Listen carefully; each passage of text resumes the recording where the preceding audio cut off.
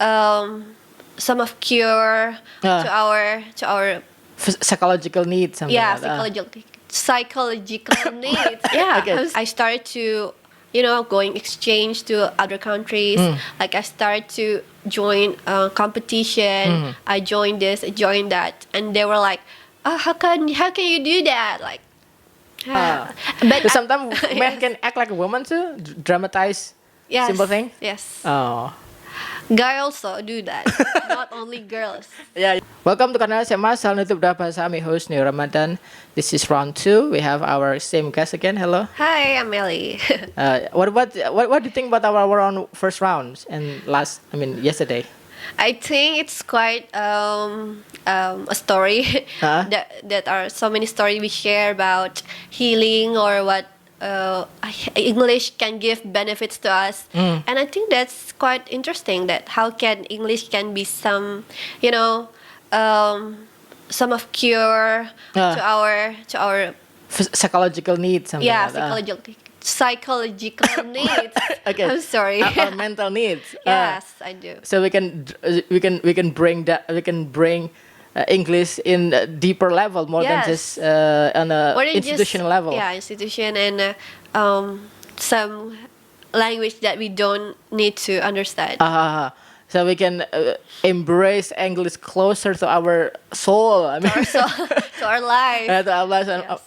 I mean, not many people do that, right? I Yeah. mean, Some people do that, but most of my friends, I don't really relate when it comes to English. maybe because they feel weird and then they fear themselves when they do Yeah, I that. think one of the biggest problems in Indonesia, I think, when we want to start, for example, talking in English or learning English, people are very easy to judge. Like, oh, apaan sih, so banget sih, so English banget sih lo gitu. Or yeah, and so many more. So people down first. I mean, they don't have they're pessimists at the first time before they started. So I think like back when in the first round I talk about we have to accept people. Don't expect a lot from someone because all people are learning, still learning. Yeah. Learning and allow them to fail. Maybe it's something good for Yes. them. Yeah. Because people cannot oversee what happened after they fail, right? Yes. They give us they say they give us expect something to do something because in order for us to not to fail, right? Yes. But they cannot oversee what happened after we fail. It could be a good thing. Yeah, it could be a good thing. Yeah. Yeah, actually people learn more from failure rather than success. Exactly. Yeah. Yeah, because when we failure, for example, I fail for my SNMPTN test for entering public private university. How many times you try? I think only once. And then You third time, right? I tried 3 times and they think all fail. I feel so fail when failing at the first time, and then failure makes me want to give a revenge. I mean, in a good way. I want to to show my parents that I can do more, that I'm a smart kid, and I can do more than that, more than just entering a university that they want. Like I can do better in this public university. So I think, yeah. It's okay to be fail.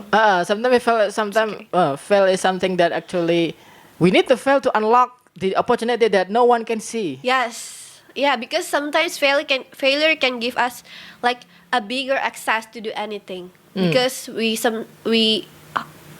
somehow we feel like we have the urge because we want to take a revenge. Like when I fail at my first task to enter a university that I want, I'm doing I'm waiting for 1 year. Like in a year there are so many bullies, like not it's not a direct bully, but indirect. It's like, oh, she's not taking college, or she's not she's a working, failure. she's working, come on, like I was like, you watch me, like you better watch, like I can do more than that. I'm just failing one test. Come on. So like from family also, like the pressure when we fail, it's quite big. Like negative vibes. From just, although they not express their statement or agreement or opinion, I feel like we can feel the negative waves just from their presence. Yes, yes, I do. So I start to work at my when I'm not doing anything for a year. I start to work I became a receptionist for 4 to 5 months, and every time I go back to my home, and then there's like my cousin, they were like, "Why are you working?" Like, because they have a mindset that a girl in my age, I have to be in university to study, to pursue my dreams, and seeing me working, it's at a very young age. I think it's negative vibes for them. But for me, I really enjoy that. I really enjoy working. That's the experience I could never forget, actually. So because of these people that can't accept us at our fail at that time, we feel I want to take a revenge for them. To prove them. To prove them in a good way. So when I entered college, I started to have like plan for what this semester will be done and what's the next semester will be. I'll be doing. So yeah, I started to going exchange to other countries. Like I started to join competition. I joined this, I joined that, and they were like, "Oh, how can you do that?" Like, but I don't talk back to them. I was like, "Oh yeah, thank God gave me this talent, or I improve my skills," and I think that's what you should do for your kids also. So rather than talking bad to them, I feel like it's okay. Your bad comments give me strength to pursue my dreams more. But your mother, your parents more supportive. I mean, compared to your very supportive. So my parents she let you fail. She let you like take a my work. dad. My dad is the one that are.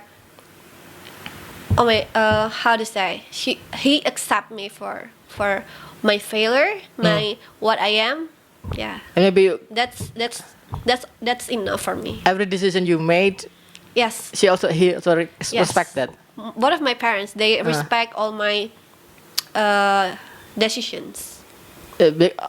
Although they already know the consequences, it will be not easy for you.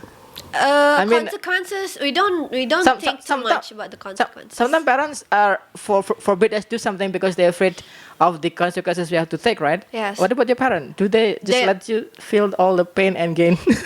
No, actually, they are quite surprised for what my reaction when I'm taking 1 year off.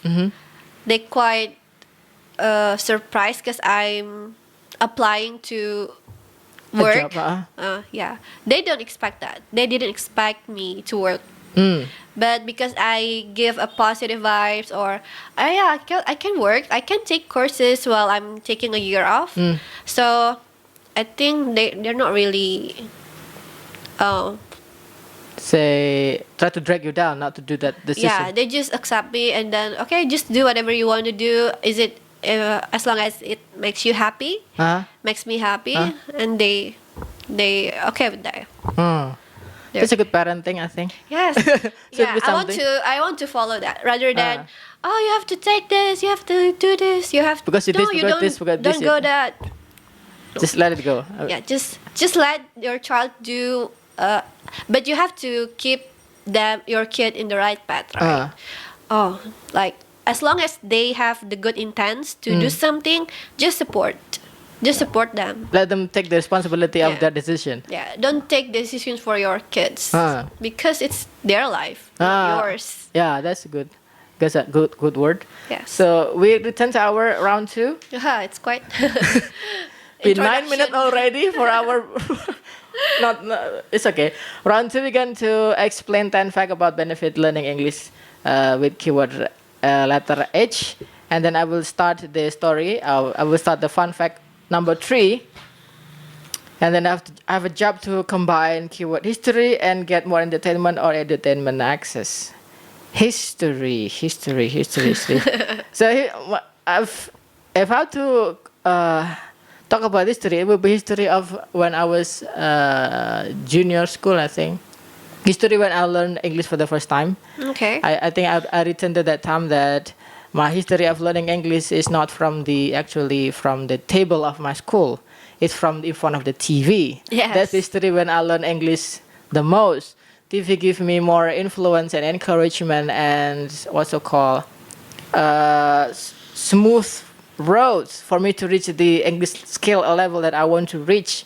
So from in front of the TV, it was like black and white, and there's only TV or I. It was black and white. It was even when I have to watch private TV like SCTV, RCTI, I have to go somewhere else. Oh, really? I think it was in the middle of the night. I mean, 8 p.m. I have to drive my little bike from my house, or like 15 minutes maybe, and in the middle of the dark night, just in order for me to stay outside of my neighbor's TV and enjoy the Western TV. It was pretty struggle. I was very small, maybe 5-year-old or 6. But I have that intuition. I want this show, and I fight to get access to the show. It was like Knight Rider or the American TV show. I was small and pretty much alone, but I dared to do that. It was like 5 to 6 years, maybe 5 until 8 years old. It was the history when I learned English for the first time because the show is so good. There's no private TV on my. Do you still remember the show? Yeah, like I already mentioned, like Knight Rider. I mean, like Airwolf, that old movie or 1980s, 1990s. Okay. I think it was a movie that your father watched. Yeah. I got that, but I still remember the struggle of learning this history lesson. It was this motivation to enjoy the entertainment actually that also, without I realize, subconsciously paved the way for me to learning English more.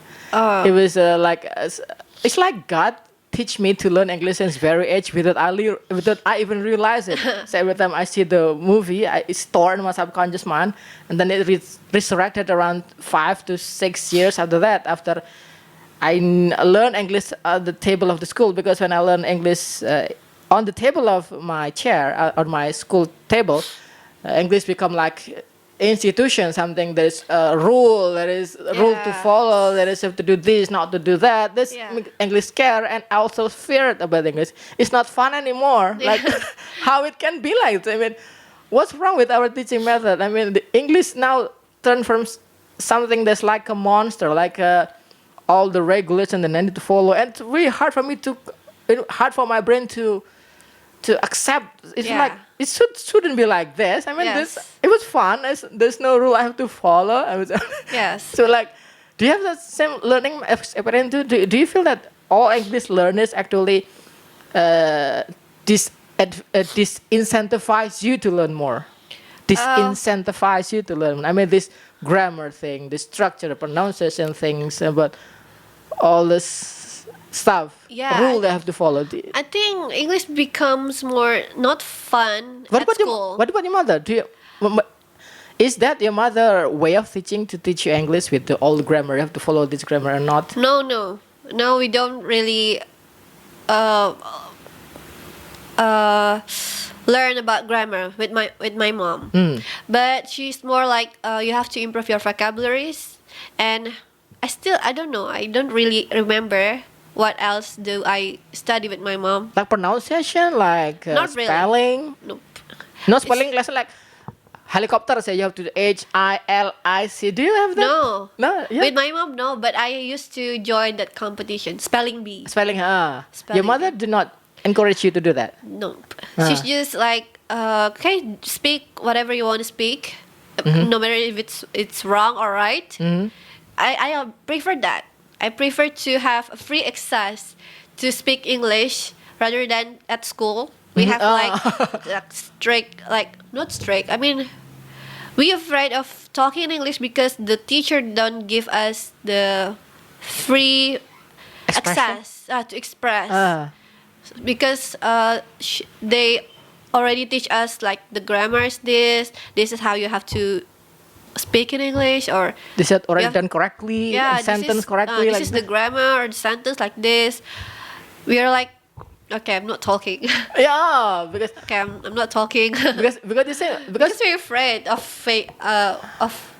of getting wrong answer. maybe because they don't realize that the fastest way is just simply talking like this. Yes. Like I think school should give more a little bit like 1 hour free conversation for all kids at the class. It's okay. Like give some team and then let them talk with their own partner in the class, just to have a more. Like social interaction, Yeah. because we need that. Yeah, because when we talk, we do communication. We like this. We are trying to get the words right. We are trying to know what's the English for this. Like, I We think try to that's- access whatever is stuck in our brain. Yes. Uh, So, but when I think that should be improved in school, rather than going to the class and then here's our topics today, and then just give some like 5 questions and you have to answer this. No, I can't relate to that kind of study anymore. Because I think that many of them do not realize that we consume. I think most Indonesian consume English a lot from the game, from the movie, from Yes. TV, and there is almost always every little fragment of phrase structure is already stored on their brain. The only thing to do to trigger them into action is simply just let them do conversation like this. One day their brain will work on themselves, and then Yes. they take little fragment from movie A, fragment from movie C. Yes. All these concepts become part of the conversation, like what we do today. Yes. Yeah, I think that was my answer. That my history was my learning history was from this entertainment actually. Okay. Yeah, I think I already explained that these 2 keywords.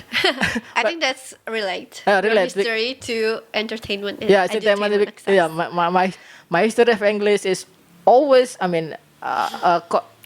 romantically related to this entertainment access, because and that's in my school it is hard to find entertainment in my English education. So when I return home and Same.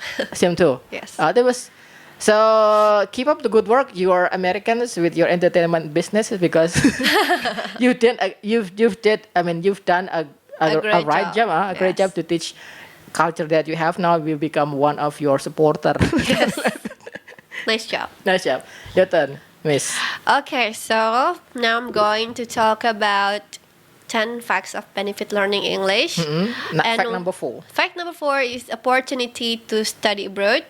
And I have to combine with heartbreak. Nice. I do actually have story about this. When I am on my 3rd semester, I do exchange programs to Malaysia. And in Malaysia, I took 1 semester, and I from August to December. And at that moment, I actually dealing with heartbreak with my boyfriend. And I think when it comes to English, I like the first round. It's a cure for me when I feel heartbreak, and when I feel in pain or lonely. I find Feel English miserable. feel miserable because break up with my boyfriend. Actually, we get back after that. Okay. And then I think English is one of my way to feel relief again, because at that time I wrote. Actually, I often to write in my blogs whenever I feel pain or happy. It could be anything, but I feel the benefit at that time. I feel relief. I do some like 2 pages to 3 pages of writing about how I feel about that. And that's happening when I'm studying abroad in Malaysia.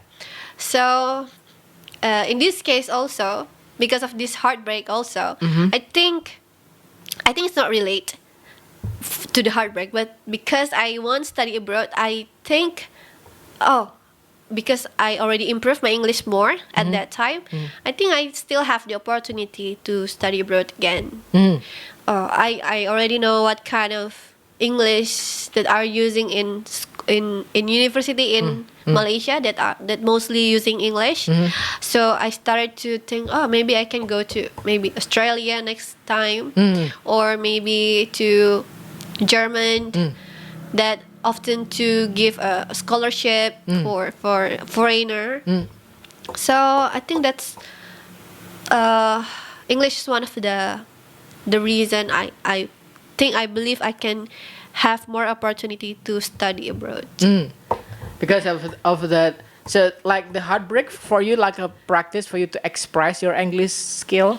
Yes. And you Actually no, but actually because of heartbreak, English is my way to express, but it's not.